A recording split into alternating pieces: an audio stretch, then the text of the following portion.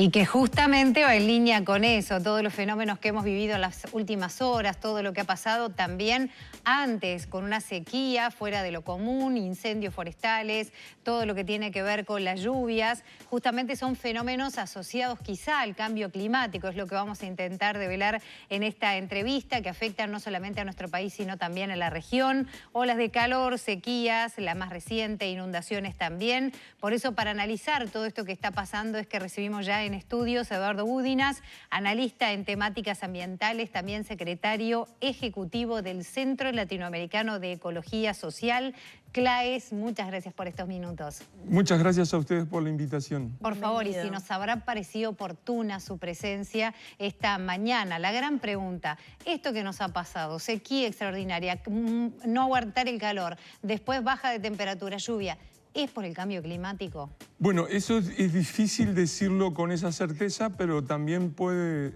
expresarse de otra manera. Todas las modelizaciones, las predicciones que hay sobre cambio climático indican que esto es lo que va a ocurrir. Pero uno no puede estar seguro si la lluvia de ayer fue justamente por el cambio climático. En cambio, sí sabemos que el cambio climático aumenta los eventos extremos. Y eso ya se está viendo. Sí, se está viendo. Y para eso les preparé una secuencia de cómo están enganchados unos temas con otros. Sí, estaría buenísimo que nos explique un poco, porque todavía creo que hay algunas dudas, ¿no? De si estamos o no en el cambio climático. Creo que ya se discute cada vez menos, afortunadamente. Pero bueno, para entender un poco, queremos justamente la explicación de qué fenómenos están dando que nos hacen pensar que, bueno, que el cambio climático ya Bueno, es un el hecho. primer punto es partir de eso. Entonces aquí tengo el primer componente para la explicación de hoy, que es el aumento promedio de la temperatura en la Tierra. ¿Eso ya pasa? Eso ya pasa. Sabemos que desde la era industrial, desde que emitimos gases invernaderos, especialmente lo que sale de las chimeneas de la fábrica, de los motores, la temperatura promedio del planeta aumentó en 1,5 grados. Entonces, eso ya está en marcha desde mediados del siglo XIX y se ha acrecentado en los últimos años. Y sabemos que eso está acompañado, ligado al aumento de las emisiones de los llamados gases invernaderos, precisamente porque producen esto. Entonces, ¿a qué le sigue eso? El aumento de la temperatura. El aumento de la temperatura promedio planetaria. Estamos, como le decía, en 1 grado y casi 1,5 grados por encima. Claro, si a uno le dicen 1,5 grados, bueno, no es gran cosa, mejor el verano un poquito más cálido. Exacto, y entonces ahí empiezan los problemas. Claro. Ahí empiezan los eventos extremos. Que es lo que vivimos ayer, más allá de que no se pueda afirmar de que sea directamente por eso. Claro, entonces les voy a presentar algunos. Esto se lo robé a mi nieta ayer, que no me lo quería prestar, pero bueno. Pero está buenísimo para graficar un poco la suma de Les pongo, elementos. ustedes ven que se van enganchando uno con el otro. El que les puse aquí, y en este tercer caso, son las olas que tienen que ver con sequía, fuegos, etcétera, vinculados a ese aumento de la temperatura. Basta mirar lo que nos rodea. Argentina tuvo récord de temperatura pocos días atrás. Australia tuvo el mayor registro de temperatura también pocos días atrás, o sea, en el hemisferio sur, con 50 grados. Nueva Zelanda está viviendo su año más caliente. Estamos batiendo récords año tras año. Budinas, pero esto también se da al mismo tiempo que en el norte, por ejemplo, en Estados Unidos, hay una ola de nevadas y de frío también extrema. Entonces, en el promedio... Son los extremos. Entonces, el reporte de la Organización Meteorológica Mundial del año pasado decía que esa va a ser la condición de la nueva normalidad.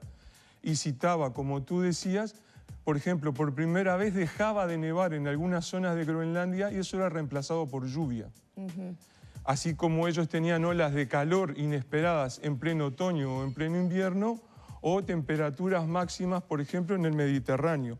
Entonces, ese desbalance se da en todos lados. ¿Eso puede explicar, por ejemplo, que casi la primavera y el otoño se desdibujan cada vez más, que parecen imperceptibles? Antes yo recuerdo, cuando era niña, estaba más marcado lo que era. Ahora parece que pasamos del frío al calor, del calor al frío y como que no hubiera un Y se intermedio. entreveran las estaciones. Sí.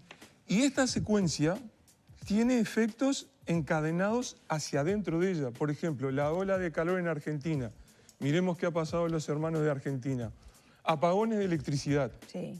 Porque los aires acondicionados se han convertido en uno de los grandes consumidores de energía eléctrica y los picos que antes ocurrían en el invierno para la calefacción se trasladan al verano.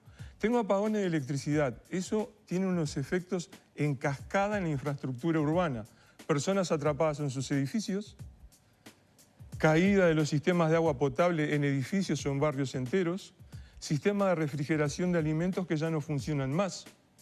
Los restaurantes, boliches, etcétera, no pueden operar porque sus heladeras no trabajan. Entonces hay una cara económica de esto y una cara en la calidad de vida de las personas.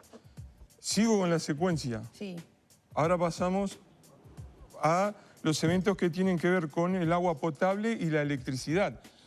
Yo, por un lado, en algunas regiones tengo sequías. Brasil viene de su más severa sequía en los últimos 50 años. Consume más energía eléctrica, pero tiene menos agua en la represa. Tengo que utilizar más centrales de respaldo basadas en combustibles fósiles. Emito más gases invernadero, que me generan más problemas de cambio climático que me agravarán la próxima sequía. Sí, bueno, Uruguay de alguna manera está en una situación similar, ¿no? Porque Exactamente. está exportando energía, pero también tiene prendidas las centrales. Entonces, paso ahora al otro extremo, las inundaciones, las lluvias torrenciales que afectan a varias regiones. Bahía, en el norte de Brasil, acaba también en el nordeste, que es más o menos árido, acaba de sufrir inesperadas inundaciones. Entonces ustedes ven que se van sumando uno y otro problema. Y de nuevo la cara económica. El último reporte, noticia fresca para ustedes, de las reaseguradoras, las que aseguran a las compañías de seguro, indican que este último año tuvieron un nuevo récord en seguros vinculados a eventos extremos ambientales, totalizando pagos por 280.000 millones de dólares. Bueno, era la gran pregunta ayer. ¿El seguro cubre todo esto que provoca un fenómeno climático? En algunos países sí. Y acá va a estar esta discusión por esto de los incendios. ¿Quién va a pagar los seguros de los incendios en las plantaciones forestales que acabamos de ver? Claro. Y si esos seguros que, por ejemplo, diera el Banco de Seguro del Estado estaban reasegurados con otros. Y tiene connotaciones legales. En Estados Unidos hay demandas contra el gobierno federal, contra Washington, diciéndole, yo tengo que pagar un seguro más caro y usted me causa daños porque no combate el cambio climático.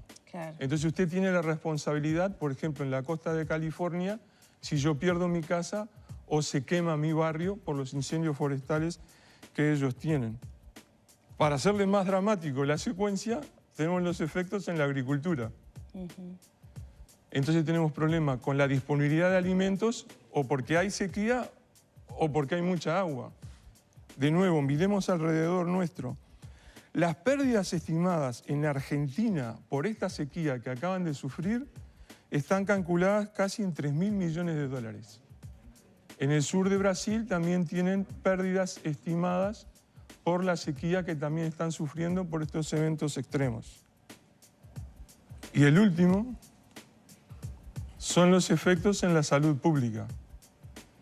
Entonces, por ejemplo, la Organización Mundial de la Salud indica de que los eventos extremos climáticos y la suma de todos estos problemitas afectan la salud pública. Les traje un ejemplo para ilustrar a los que nos están viendo. En la última gran ola de calor en Europa, en el 2003, murieron 70.000 personas.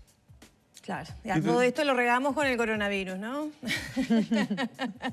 Gudinas, hay tiempo, necesito hacerle esta pregunta para no tener este panorama apocalíptico, ¿no? ¿Tenemos chance de revertir en alguna medida de esto? Y lo pregunto desde dos lados. Uno, que la acción humana obviamente ha acelerado estos procesos, pero otro es que el planeta Tierra ha vivido procesos de cambios, ¿no? Desde la época de los dinosaurios, por ejemplo. ¿Es posible, digamos...? Esos procesos de cambio eran muy lentos en miles de años.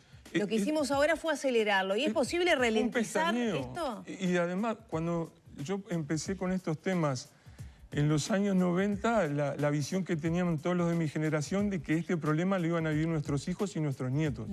Nunca imaginamos que esta secuencia la estaríamos presenciando. Exacto. Y esta secuencia tiene una gravedad, porque ustedes ven que un elemento está encastrado con el otro, pero es un equilibrio muy inestable.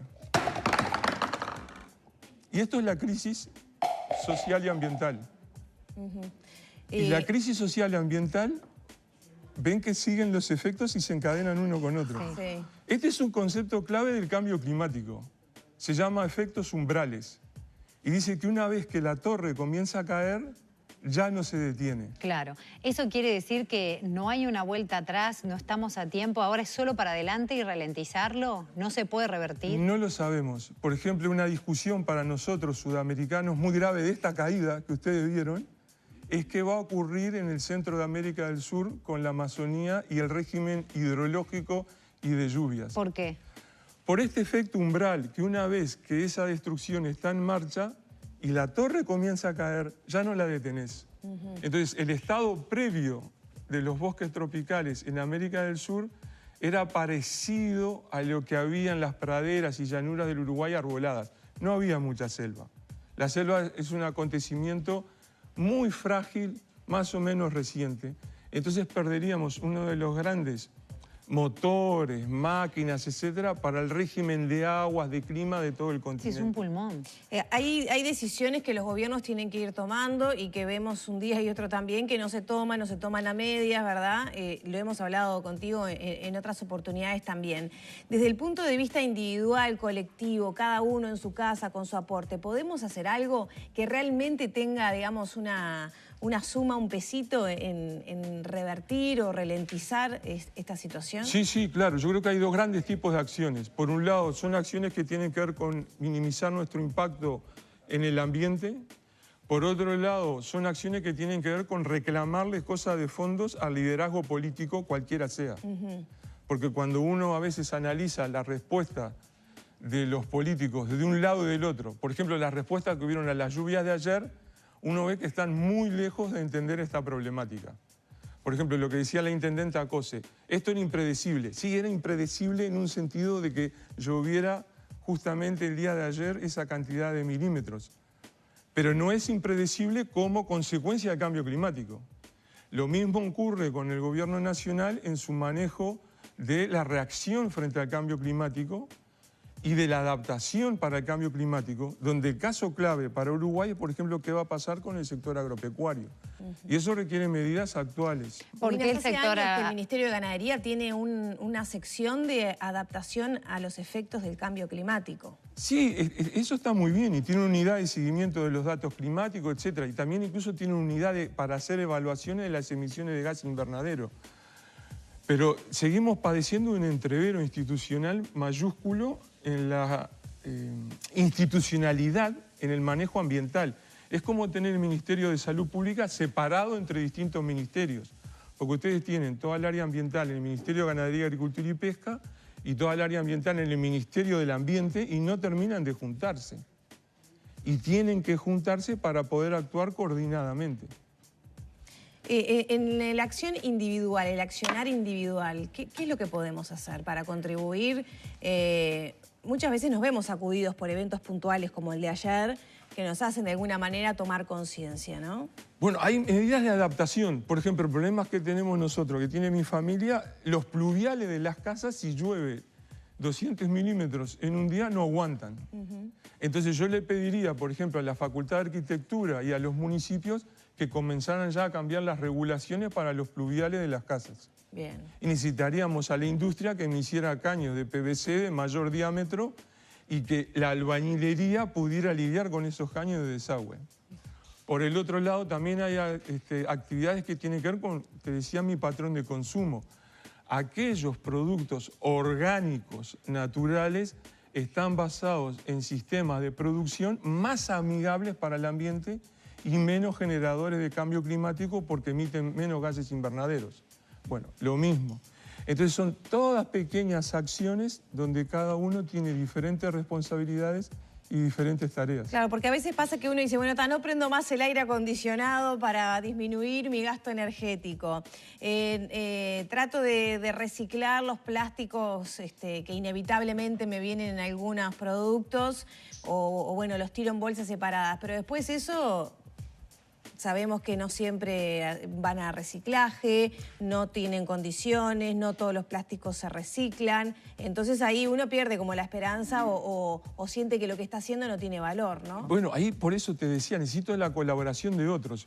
Yo no puedo prender siempre los aires acondicionados. Necesito otro tipo de arquitectura que sea energéticamente eficiente para que me permita calefaccionarme con menor gasto de energía en invierno y refrigerarme con menor gasto de energía en verano. Entonces ahí necesito regulaciones nacionales y municipales de otro tipo. Por el otro lado, consumamos productos que generen menos basura, arrojar menos plástico, menos cartón, etcétera.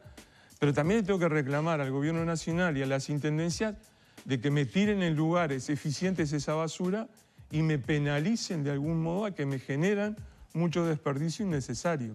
Bueno, de eso se habla mucho, ¿no? Yo reciclo en mi casa, pero si después va todo junto al mismo lugar, no estamos avanzando nada. Eso es terrible. Es un drama que tiene como 30 años y no lo resolvemos.